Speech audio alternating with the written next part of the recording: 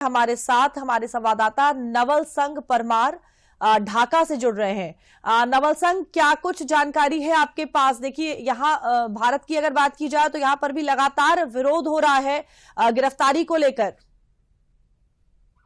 जी, जैसा कि कल चिन्मय प्रभु का बेल पिटीशन का हियरिंग था और वो चित्तगोंग मेट्रोपॉलिटन कोर्ट ने उनको बेल देने से मना कर दिया। उसके बाद जो कोर्ट प्रीमाइसिस में बहुत बड़ी संख्या में जो उनके फॉलोअर्स थे, उन्होंने प्रोटेस्ट किया चिन्मय प्रभु को बेल ना मिलने का ऑर्डर को।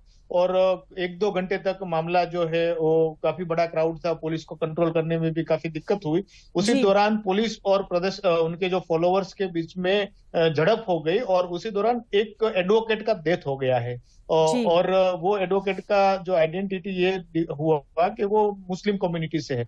तो उसकी वजह से जो मुस्लिम संगठन है बांग्लादेश में, उन्होंने सरकार के ऊपर काफी दबाव बनाया हुआ है कि जो भी इस घटना में इन्वॉल्व है उनके खिलाफ सख्त से सख्त कार्रवाई की जाए। तो उसके बाद जो कुछ पॉलिटिकल पार्टियां हैं यहाँ पे, जमात-ए इस्लामी और बांग्लादेश नेशनलिस्ट पार्टी, उन्होंने भी अपना रुख जो है उस मामले में सरकार के साझा किया है कड़ी कार्यवाही के लिए। और जो एडवोकेट बॉडीज है चित्तगोंग में और बांग्लादेश के अन्य हिस्सों में, उन्होंने जो है प्रोटेस्ट आज कर रहे हैं। कल रात को ही ऐलान किया था।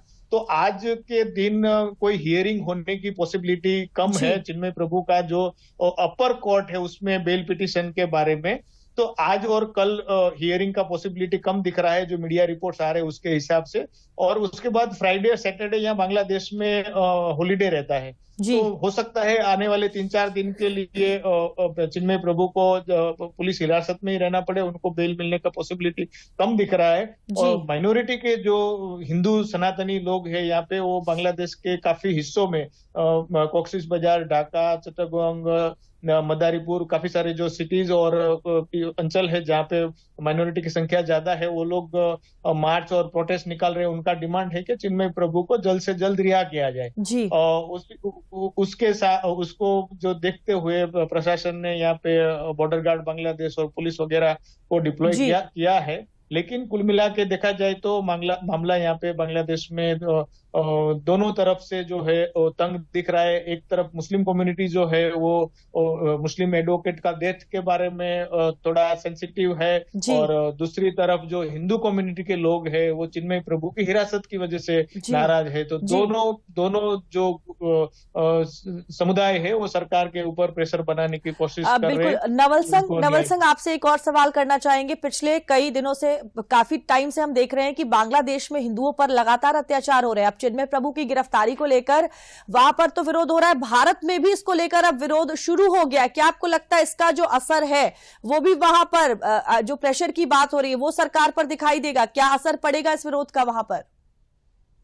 देखिए, अभी पहले ही ऑलरेडी काफी सारे केसेस जो है माइनॉरिटी के ऊपर अत्याचार के सामने आए थे। उसके बाद यहाँ पे उसी की वजह से चिन्मय प्रभु के प्रयास और बाकी जो सनातनी लोग जो है उनके नेतागण, उनके प्रयास से एक मंच बना जो सनातन जागरण मंच के नाम से 5 अगस्त के बाद सामने आया। और उनका डिमांड यही है कि माइनॉरिटी के जो लोग हैं उनको सेफ्टी और जो है सिक्योरिटी प्रोवाइड किया जाए। उनके जो हक है वो बांग्लादेश के सिटीजन होने के नाते उनके जो भी डेमोक्रेटिक राइट्स है उसको प्रोटेक्ट किया जाए, वही उनकी मांग है। और उसके चलते उन्होंने अक्टूबर महीने में और नवंबर में, अभी कुछ 2 दिन, 22 नवंबर को एक रंगपुर में बड़ा रैली हुआ था और 25 अक्टूबर को चित्तगोंग में बहुत बड़ा रैली हुआ था सनातनी हिंदू कम्युनिटी का, उनका डेमोक्रेटिक राइट्स के लिए। और उसके बाद जब उनके ऊपर सेडिशन के चार्ज लगे और उनकी गिरफ्तारी हुई, तो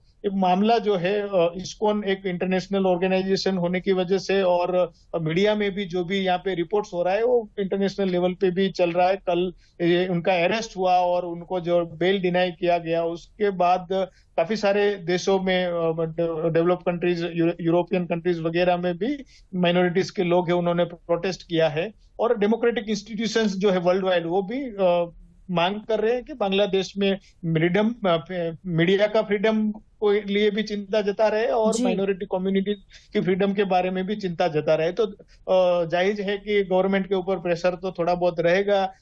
माइनॉरिटीज का जो राइट्स है उनको सेफ्टी और सिक्योरिटी के लिए जो मुद्दा बना है जी। तो प्रेशर बनेगा। साथ में इंटरनल बहुत सारे इश्यूज बांग्लादेश की जो इंटरिम गवर्नमेंट है वो भी फेस कर रही है। उसमें केवल माइनॉरिटी और मेजोरिटी का ही क्लेसेस नहीं है, यहाँ जी। पे और सारे काफी सारे फॉल्ट लाइन है।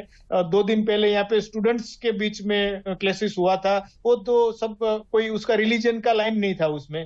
जी। 2 कॉलेज के सामने एक और कॉलेज, 3 कॉलेज के बीच में मुठभेड़ हुआ। उसमें तकरीबन 15-20 हजार स्टूडेंट जो है परसों रास्ते पे थे, जिस दिन उनका अरेस्ट हुआ उसी दिन।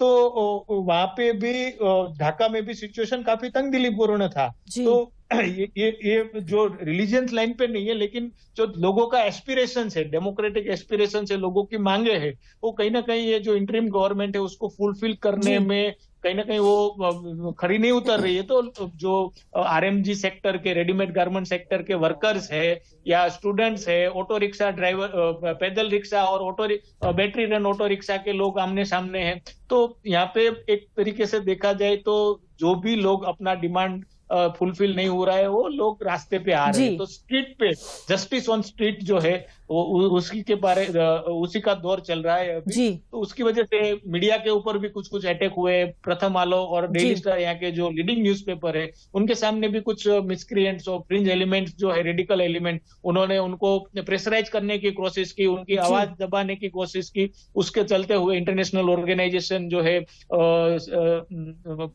मीडिया का राइट्स के बारे में जो लड़ रहा है, जी। उन्होंने भी कल स्टेटमेंट दिया था, सीपीजे वगैरह ने। तो बिल्कुल। कुल मिला के मामला जो देखा जाए तो जी। काफी तंगदिलपूर्ण है जी। बांग्लादेश में। नवल सिंह परमार, आपका बहुत बहुत धन्यवाद हमारे साथ जुड़ने के लिए और इस तमाम जानकारी के लिए।